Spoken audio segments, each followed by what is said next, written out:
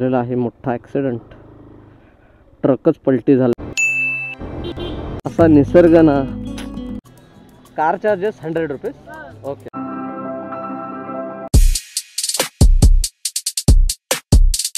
Good afternoon मित्रांनो, मी आहे मनीष बांधन. स्वागत आहे तुमचं आपल्या यूट्यूब चॅनलवर, ज्याचं नाव आहे रॉक्स टुरिझम. तर मित्रांनो बघा, आजचा आहे आपला 8वा एपिसोड आणि ह्या एपिसोडला आपण सरळ जाणार आहे ते म्हणजे जोग फॉल्सला. टाईम बघा 12:30चा टाईम झाला आहे आणि मला खूप लेट झाला आहे. हा तर टाईम आहे माझा जोग फॉल्सला पोचण्याचा टाईम होता आणि मग तिकडे 15-20 मिनटं टाईमपास करून मग पुढच्या स्पॉटला निघणार होतो मुर्डेश्वरला. पण मला ऑलरेडी एवढा लेट झाला आणि त्याचं रिझन म्हणजे एकच की जी शरावती रिव्हर बॅकवॉटर जे होतं तिकडे मी मस्तपैकी मजा करत राहिलो आणि जवळपास ही 1.5 तासाची माझी राईड होती, बोट राईड. आणि मला एक्सपेक्ट नव्हतं की एवढा वेळ बोट राईड असते. मला वाटलं अर्धा-पाऊण तासाची बोट राईड असेल आणि पटकन आपण वापस येऊ. पण ही 1.5 तासाची जवळपास बोट राईड होती. त्याच्यामध्ये केरळा व्ह्यू पॉईंट पण आम्ही बघितला. तर एकदम जबरदस्त होती ही संपूर्ण बोट राईड. जर तो तुम्ही एपिसोड बघितला नसेल तर ह्याच्या मागचाच एपिसोड आहे, जाऊन नक्की चॅनलवर चेक करा आपल्या कर्नाटक सिरीजवरती. तर खरंच खूप मस्त एन्जॉय चालू आहे राईडचा. एकच छोटासा प्रॉब्लेम झाला तो म्हणजे टायमाचा. आपण सध्या वेळेत नाही आहे, खूप लेट झाला आहे आपल्याला. 12:30 वाजलेत आणि आज जिथे मी हॉल्ट घेणार आहे मुर्डेश्वरला तिकडे माझ्याकडे रूम पण नाही आहे. आता बाकीचे 2 स्पॉट असे होते की जिथे रूम माझी स्वतःची होती, म्हणजे पैसे वगैरे देऊन आधीच बुक करून ठेवलेली, मग कसं टेन्शन नसतं. पण आता रूम वगैरे पण नाही आहे. ऑन दी स्पॉट मला सगळं शोधायचं आहे, बार्गेनिंग वगैरे सगळ्या गोष्टी. एकतर लँग्वेजचा प्रॉब्लेम, सगळ्याच प्रॉब्लेम ही प्रॉब्लेम. घर में भी अंदर भी problem he problem. Don't worry be happy, don't worry be happy, don't worry be happy. तर मित्रांनो, इकडून होन्नावर पासून ते जोग फॉल्सचं टोटल अंतर आहे 70 किलोमीटर आणि गुगल आपल्याला सांगतोय जवळपास 1.5 ते पावणे 2 तास आपल्याला लागतील तिकडे पोचायला. बघूयात किती वेळामध्ये पोचतो. या रस्त्याचं नाव आहे NH69. भटकालचा रोड आहे.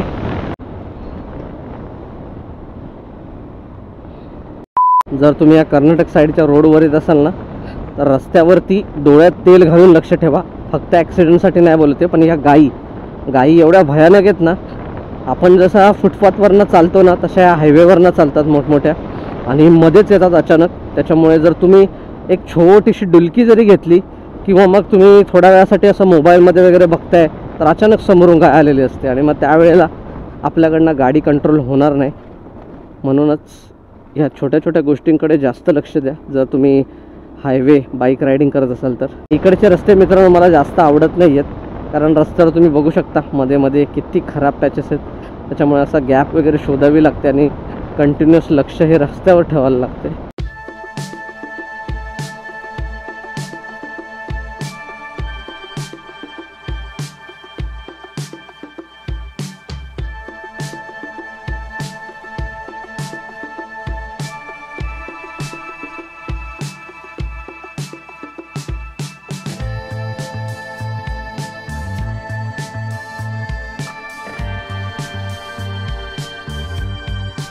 हा रस्ता बघा किती सुंदर आहे.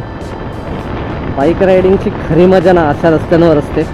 आजूबाजूला अशी ग्रीनरी, मस्त गारगार हवा आणि असे शार्प कर्ववाले रस्ते. बस अजून काय पाहिजे एका रायडरला. याला गुप्पाजवळ पोचलो. याला गुप्पा, गोल गप्पा, याला गुप्पा. बहुत तेज हो रहा है. NH69 हायवे गरसोप्पाजवळ आलोय आपण. पूर्ण इकडून तिकडून जंगलच जंगल आणि आता कर्नाटकामध्ये मला डोंगर दिसत आहेत चांगले.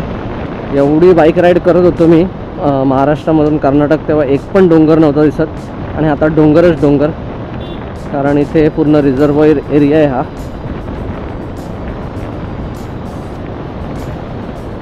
LTM इको पार्क, इकडे इको पार्क बनवलेलं आहे. आणि ह्या बघा गाई बघा, असली त्यांना भीती नाही, डायरेक्ट रोड क्रॉस करायचा. हे बघा इथे ॲक्सिडेंट झालेलं आहे ट्रकचं. छोटीशी बस आहे, मिनी बस आहे, अशी उलटी पडली आहे बघा. एकदम भयानक. जोग वॉटरफॉल चालू असेल का नाही आयडिया नाही.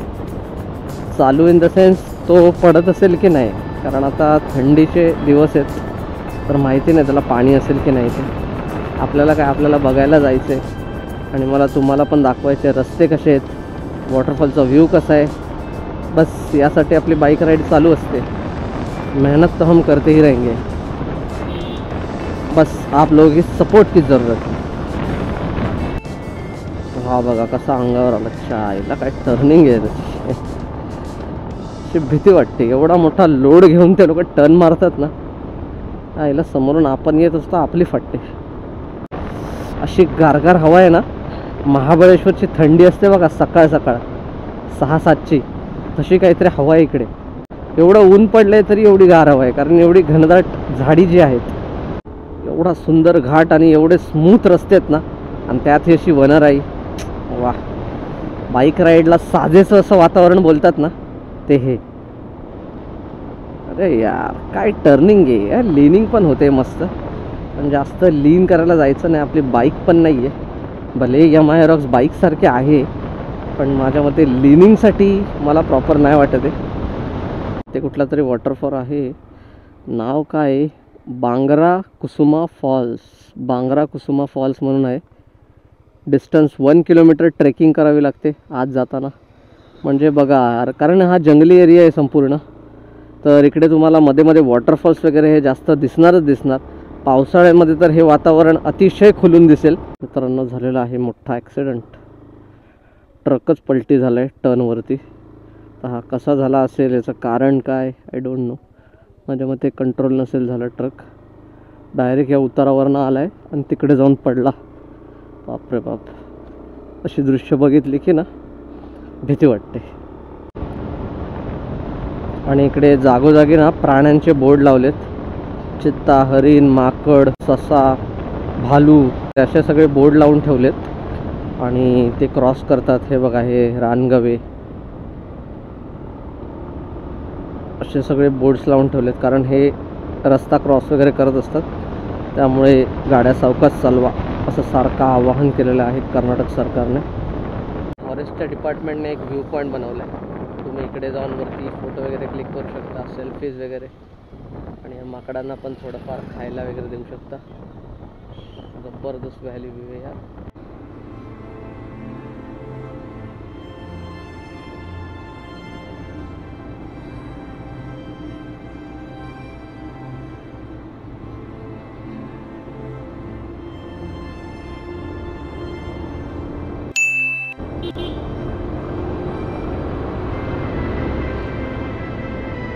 फायनली मित्रांनो, नयाराचा पेट्रोल पंप आपल्याला मिळाला. देवासारखा धावून आला आपल्याकडे.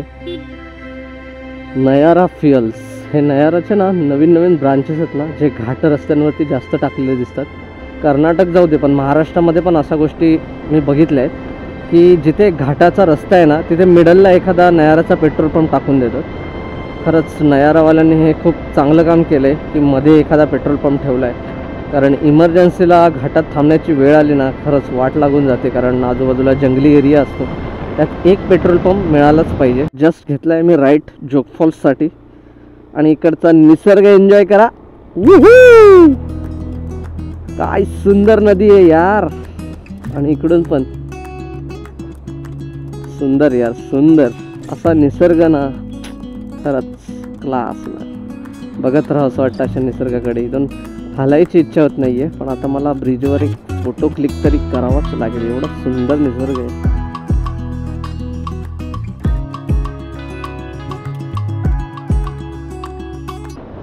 Welcome to Jog falls.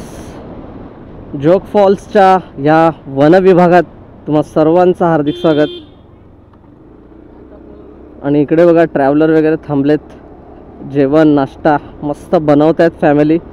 Jog फॉल्सच्या इथे ना फॅमिली कट्टा तुम्ही असे बनवू शकता. इकडे मस्त आपलं घरातून स्टोव वगैरे घेऊन यायचा. आता असा स्टोव वगैरे काय भेटत नाही, शेगड्या आल्या आहेत इलेक्ट्रिक, तर त्या छोट्या छोट्या घेऊन यायच्या आणि मस्त इथे काहीतरी जेवण वगैरे बनवून खायचं. अरे काय निसर्ग आहे. आणि फक्त खायचा, कचरा नाही टाकायचा. कचरा आपल्यासोबत घेऊन दुसरीकडे कुठेतरी कचराकुंडीत टाकायचा. कारण असा निसर्ग ना अजून 40 ते 50 वर्षांनी भेटला तर मला बोला. कारण आता असं औद्योगिकरण झालं आहे ना, पूर्ण वस्तीकरण सगळीकडे झालं आहे, आणि त्याच्यामुळे आता खूप रिस्क आहे या निसर्गाला. आपल्यापासूनच असा निसर्ग पुन्हा मिळणे नाही.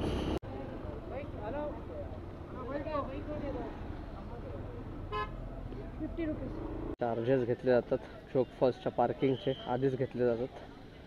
50 रुपीज घेतले माझ्याकडनं आता इकडे. आणि car charges 100 rupees. Okay. 80 rupees. Okay. आणि two wheeler 50. Okay. Okay. Entry fee also there. Okay okay okay. हा बघा असं काहीतरी आपल्याला पर्चा भेटला आहे, receipt. Two wheeler entry fee 20 rupees आणि 30 रुपीज आहे तिकडची पार्किंग. सेम कारसाठी 80 रुपये आहे टोटल. तुम्ही जर अशा लाँग राईडला वगैरे येत असाल ना तर आपल्याजवळ कॅश कॅरी नक्की करा, कारण कुठे आपल्याला नेटवर्क मिळेल मोबाईलला, कुठे नाही मिळणार हे काय सांगता येत नाही. त्याच्यामुळे मी बघा आता ह्या 4 दिवसासाठी 2000 रुपये फक्त काढून ठेवलेले खिशामध्ये, आणि आता त्याच्यातले समथिंग 1000 रुपये आता उरलेत. 1000 रुपये इकडे यूज झाले छोट्या मोठ्या गोष्टींना. त्याच्यामुळे माझा अंदाज तर हा बरोबर आहे, तुम्हाला पण हा अंदाज म्हणून मी देऊन ठेवला. माझं जिओचं सिम आहे, जिओचं सिम तसं चालून गेलं. इकडे आपल्या रॉकीला मी लावलं आहे, पार्क केलं, जसं खालीच आहे पार्किंग वगैरे. बाईक वगैरे तुम्ही इथपर्यंत घेऊन येऊ शकता. हा बघा जोग वॉटरफॉल, भव्य असा वॉटरफॉल आहे. कंटिन्युअस फ्लो होत आहे. मला वाटलं थंडीचे दिवस आहेत जास्त पाणी नसेल, पण वाव यार एकदम शुभ्र दुधासारखं पाणी पडते. ही संपूर्ण अशी पर्वतरांग आहे आणि उंच उंच कड्यांवरनं असे धबधबे कोसळत आहेत. हा बघा इकडे.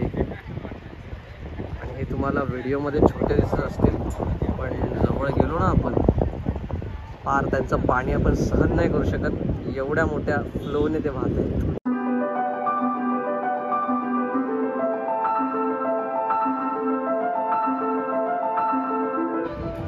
किती सुंदर दिसते बघा जोग फॉल्स पडताना. मी झूम करतो जेवढा जाईल तेवढा. हा बघा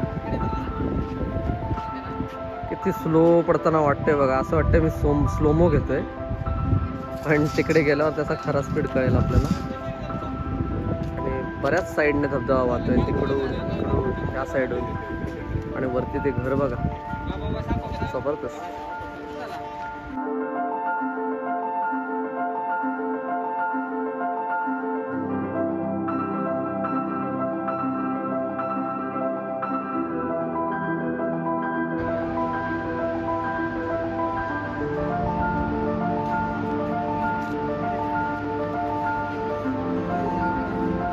मित्रांनो हे आहे जोग फॉल्सच्या समोरच हॉटेल मयुरा गिरुसोप्पा जोग फॉल्स. या हॉटेलचं अजून बांधकाम चालू आहे. जेव्हा हे संपूर्ण बनेल ना इकडे, तेव्हा हा समोर डायरेक्ट जोग फॉल्सचा व्ह्यू येणार आहे आणि हे हॉटेल फुल फॉर्मला असेल त्यावेळेला. तर मित्रांनो कशी वाटली तुम्हाला ही आजची जोग फॉल्सची बाईक राईड आणि प्लस हा वॉटरफॉलचा व्ह्यू, हे मला कमेंट करून नक्की कळवा. व्हिडिओ आवडली तर व्हिडिओला लाईक, चॅनलला सबस्क्राईब नक्की करा. आणि आता भेटूया अशाच एका नव्या एपिसोडमध्ये. पुन्हा जाणार आहोत जोग टू मुर्डेश्वर. ही संपूर्ण बाईक राईड तुम्हाला आता बघायला भेटेल. भेटूया अशाच पुढच्या व्हिडिओमध्ये. तोपर्यंत मस्त राहा आणि जबरदस्त राईड करा.